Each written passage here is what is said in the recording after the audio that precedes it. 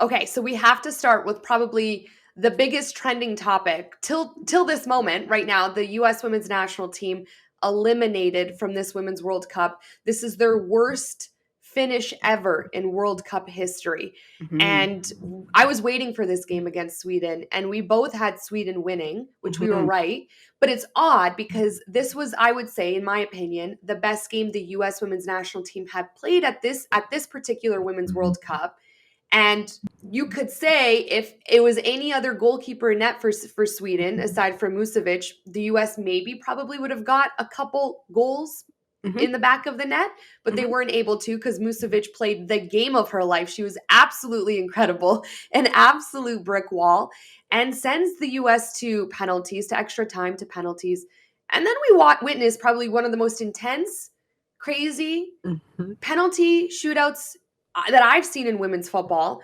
And then the way it ended had to have been probably the most brutal way for this US women's national team to exit, and a massive high five for the Swedish team. Oh my gosh, absolutely. I mean, first of all, during that penalty shootout, my heart was racing, my stomach was flipping out. Like, it was, like you said, just the most intense experience. And you can't make this up. Like, you literally can't make up the fact that this ball went over the line by honestly a millimeter or two. And truly, you have to, if you guys haven't seen the pictures of it, it's all over Twitter, it's all over the internet, so definitely check it out. But yeah, what a heartbreaking exit for that women's national team in the United States. But I agree, I think it was probably one of their better performances of the tournament, considering that in the latter half of the group stage, like, they very well could have gone home. But Musovic, 100%, like, she's got to be highlighted. First of all, she's Chelsea's second keeper, she's their backup keeper. So I'm sure a lot of them at Chelsea are going to be watching that and making some decisions moving forward. But what a game for her. She was there in all of the right spots. She was pumped up, ready to go. And absolutely, if she wasn't on top of her game, the United States, I personally think, would have had a few goals and would have been going through to the quarterfinals. I think the US, obviously, Sweden is an outstanding team. They're very strong. Yeah. But the US, I think, really turned it up. And there was a few moments where I thought, oh my gosh, they're going to go through. This is part of their redemption arc now.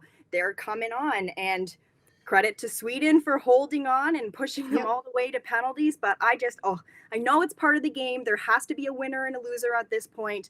I really don't like seeing teams go out on penalties. I just think it sucks and there's so much pressure. But wow, that was a storyline. And I think we're going to remember that one for a long time to come. Yeah, it's interesting because we know Sweden topped Group G.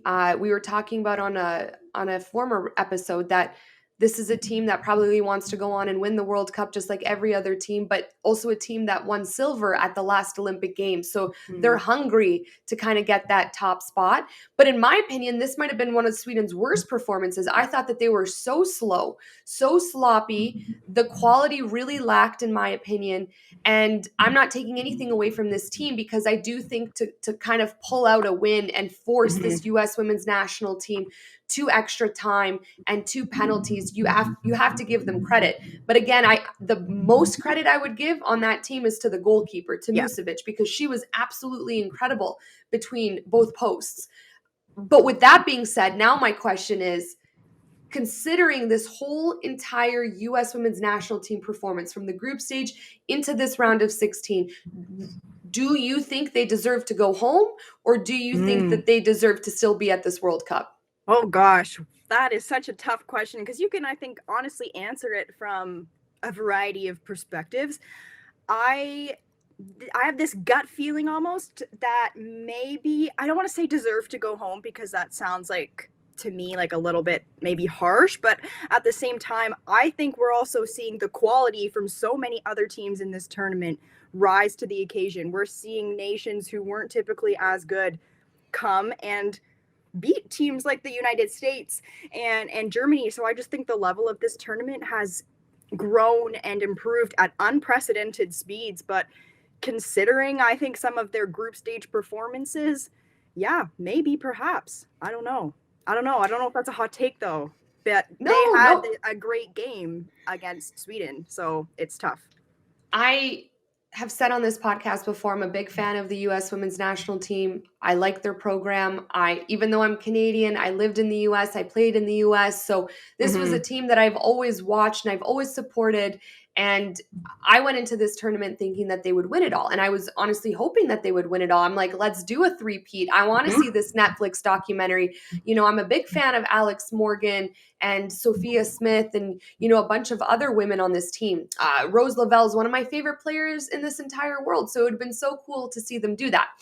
However, now, when you think about it, this commercial that aired right before the Women's World Cup about how that implied that every country, every team was fearing them and how could anyone beat them, and they have to go back in time and Yeah. make sure that some of their players don't play football, or the only way for teams to beat them is if they send a drone to practice, right? Like, it was just obviously a very funny commercial. Mm-hmm.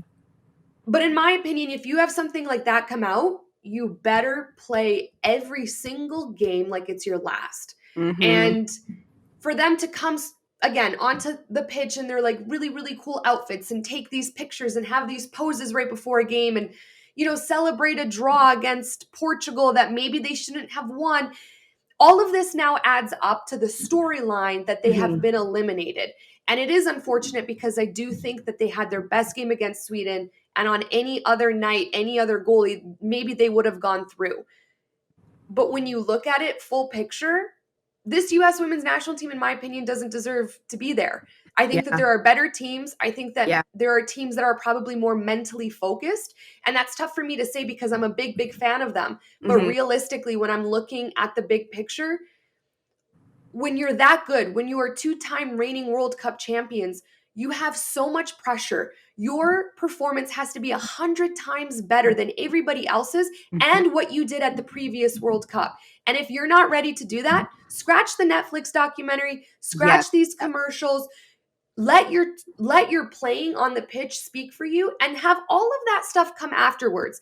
Because now, unfortunately, this program, because I'm not putting it all on the players. It's not like the players are the ones who made the Netflix deal or, made the commercial. But unfortunately, this all kind of piles onto this women's national team.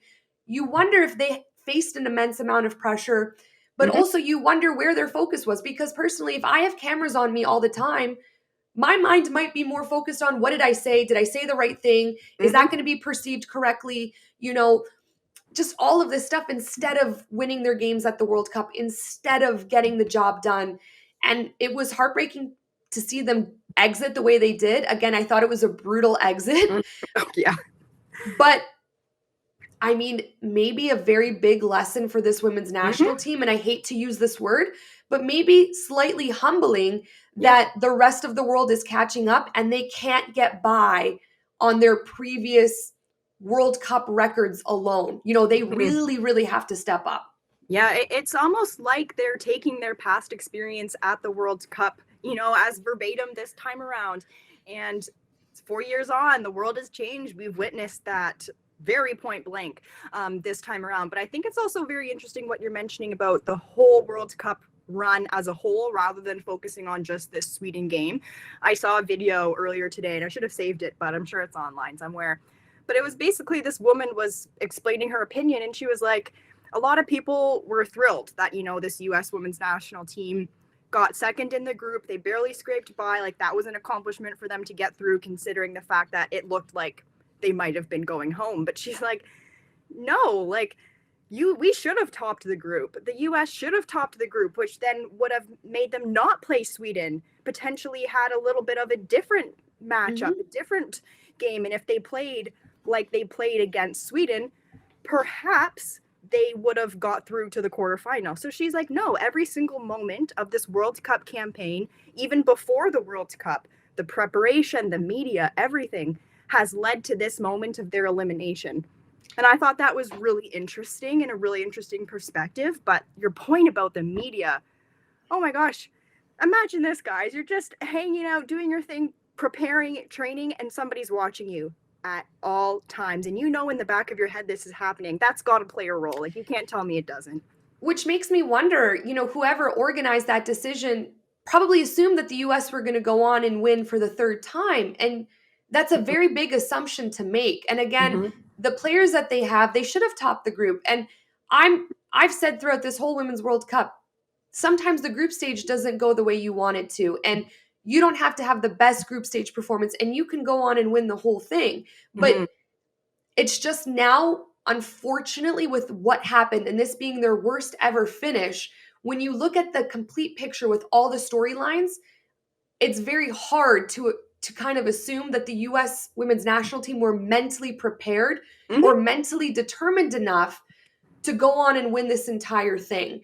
And again, I don't want to assume because I'm not them, and I'm sure that I'm sure that every single one of them wanted to go and win that World Cup, but it takes more than just belief or want. And I don't know if we saw that in every single game from every single player. I don't think we saw the unified U.S. women's national team that has that confidence, that energy, that spark. I personally didn't see it very often from them in this tournament, like I've seen it honestly from teams like Colombia, for example, Jamaica, right? Yes. It's very interesting to me, and it's sort of like, this is too harsh, but like, did you really just think you were gonna waltz in and win?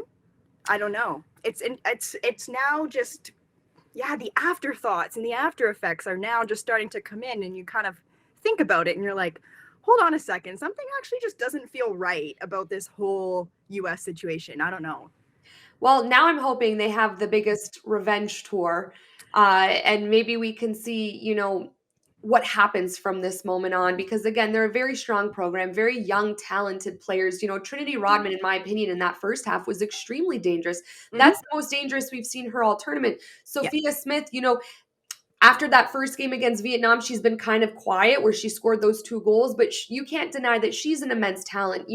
Rose Lavelle, just there's so many young players on this team that with another 4 years under their belts and another 4 years playing the sport, they're going to get even better. So I'm very excited to see what comes from that. But now at this World Cup, thinking specifically about what just happened, there's a lot of criticism on the coach, Vlatko. Like, a lot of questionable decisions. Did he make the right starting 11? Were there a lot of tactical decisions that he could have done differently? Should he be bringing on a 38-year-old Rapinoe to take off an Alex Morgan? Right? That was that was something that I was like, Alex Morgan isn't having the best World Cup we've ever seen her play, but she's also someone that in the final minutes could probably score you a goal. Like, why would you take her off as one of your most experienced players on the field in the entire World Cup history for the women's game? Did he make the correct decision? Do you think he has accountability in this entire U.S. women's national team performance? I honestly think him putting, Rapinoe on and taking Alex Morgan off was a bit more of an emotional decision probably than a tactical one. I think maybe knowing that this was Megan's final Women's World Cup, I think he wanted her on the pitch, to be honest, maybe for more sentimental reasons, because for the life of me, I just couldn't figure it out either. I know the internet was like freaking out too. So that's what I can think about. Maybe putting on just her to have her on the pitch, see if she can have maybe this like huge heartwarming story experience of coming on the pitch and making a difference. And I don't think she necessarily did all the time, to be honest. That's just my opinion.